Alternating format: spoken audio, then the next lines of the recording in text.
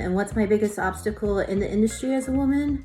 For me, I think it's staying relevant and getting the same opportunities.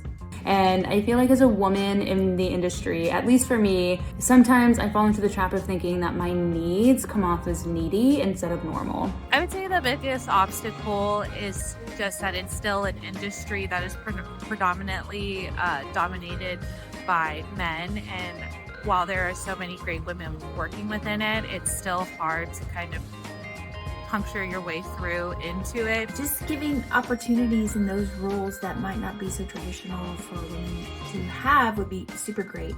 Because as women in the industry, it is more difficult for us to find our place, to be taken seriously, to get the jobs and land the roles and uplift each other. That's incredibly important. But I also think in terms of diversity and inclusion and equity, we have to continue to create larger villages of women so that our voices can't be ignored.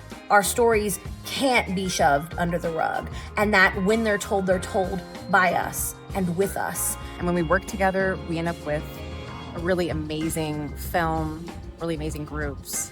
And WIFT has done a lot to help women uplift each other and get jobs and land roles and start their careers. Unfortunately, we as women in film face quite a bit of sexism.